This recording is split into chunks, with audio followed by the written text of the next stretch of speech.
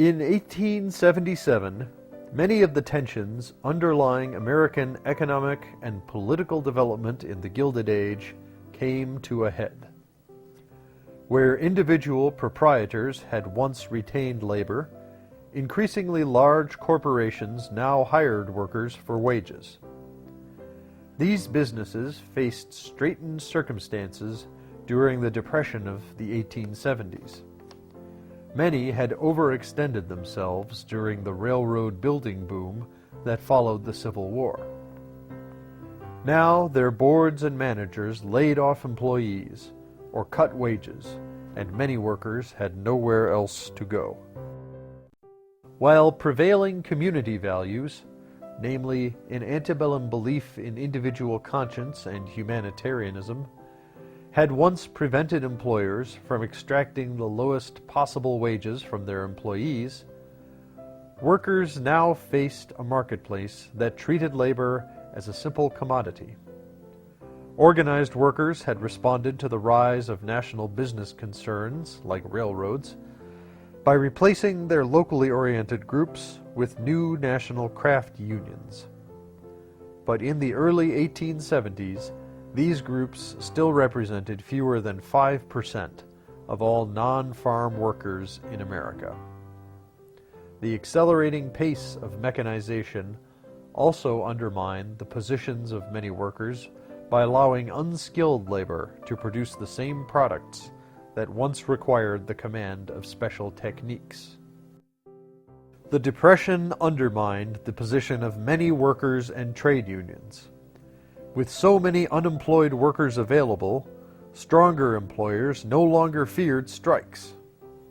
If a worker disliked or feared his working conditions, another hungry man would surely step forward to take his place. By 1877, craft unions represented fewer than 1% of all non-farm workers. Workers in this period faced a bevy of challenges and potential threats.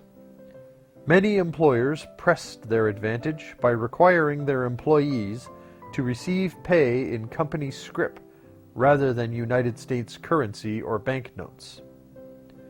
This scrip could only be redeemed at company stores, which often charged considerably more than shops on the open market.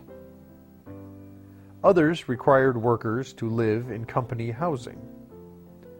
Many workers labored 10 or more hours per day, 6 days per week. Unsafe machines presented a threat to workers' health and safety, but courts consistently ruled that a worker accepted the risks of any job he accepted. In this period, many Americans, particularly industrialists and the emerging middle class who managed their corporations and bought their bonds, came to embrace the doctrine of laissez-faire, or the untrammeled free market. The poor were so because they lacked ability and determination.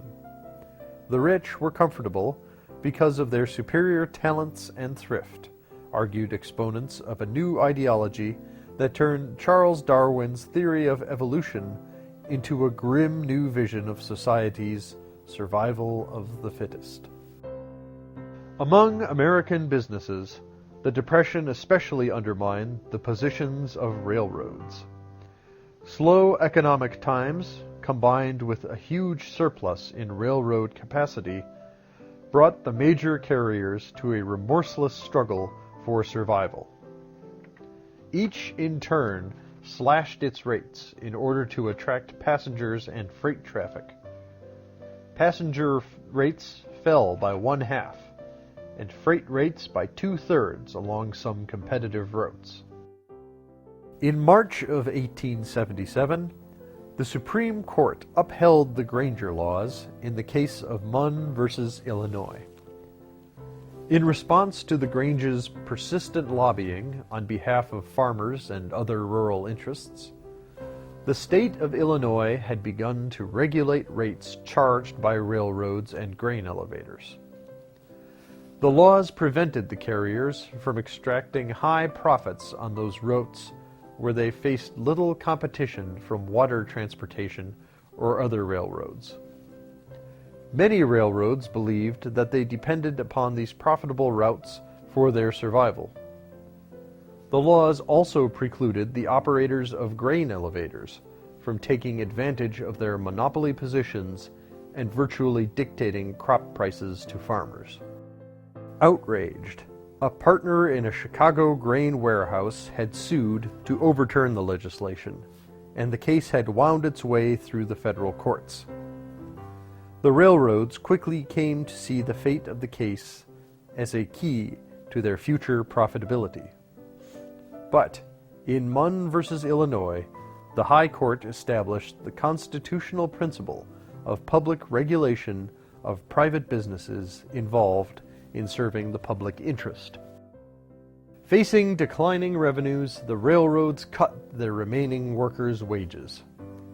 In the summer of 1877, the Baltimore and Ohio Railroad precipitated what became the nation's largest and most violent industrial strike to date, with a 10% wage reduction.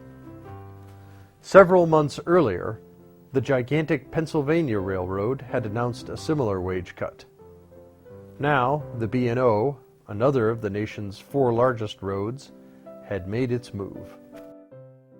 Workers suspected that the railroads were coordinating their actions, blunting the effectiveness of a potential strike against one road by agreeing to take up its lost traffic until the strike ended. If a struck road did not face the prospect of lost customers, organized workers could not influence it.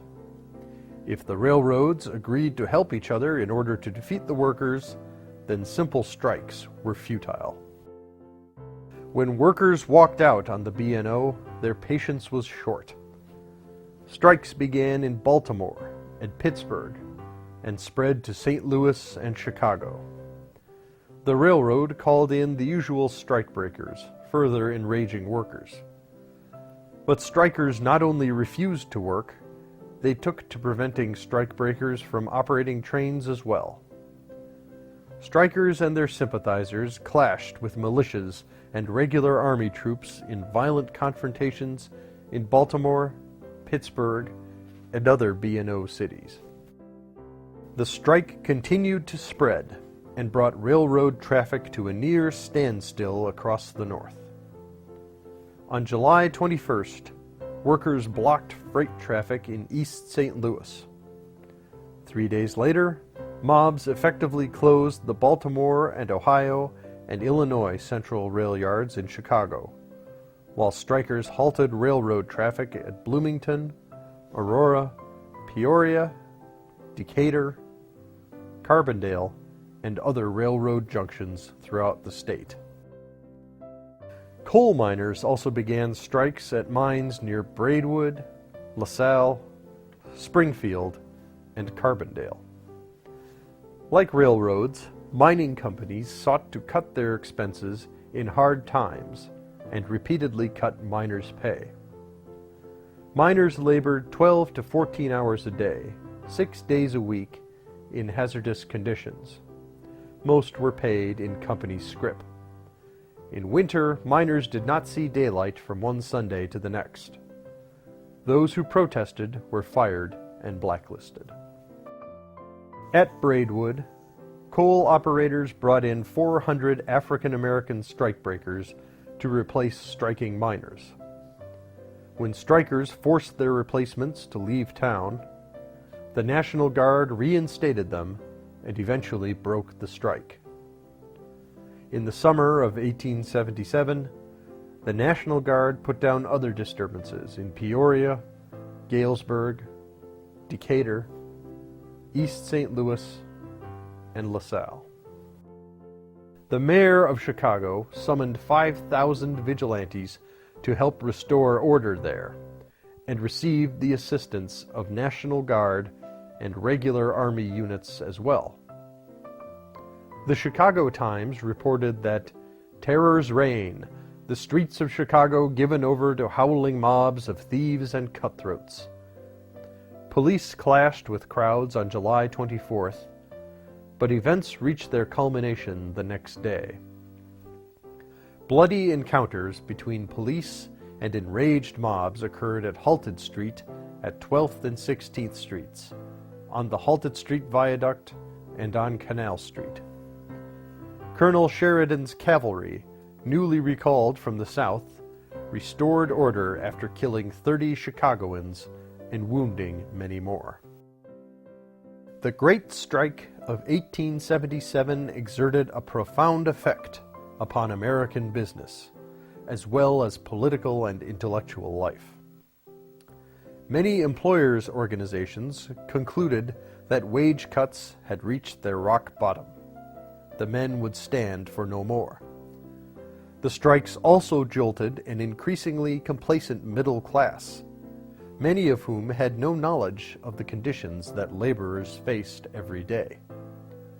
In the summer of 1877, these conditions came to light. The shibboleths of social Darwinism now appeared in a new light as well, and intellectuals began a struggle to resolve a dilemma alternately known as the labor question and the social question. In a society increasingly populated by workers dependent upon large corporations for wages, cut-and-dried individualism could not provide a reliable guide for future growth. Indeed, many Americans came to believe that they would have to fashion a new order that mitigated the effects of a market economy and allowed workers to live meaningful, healthy lives. The Granger laws, upheld in the case of Munn versus Illinois, pointed to the potential growth of government policies able to protect citizens through regulation in the public interest. But many Illinoisans, as well as other Americans, turned to the promise of voluntary private action as well.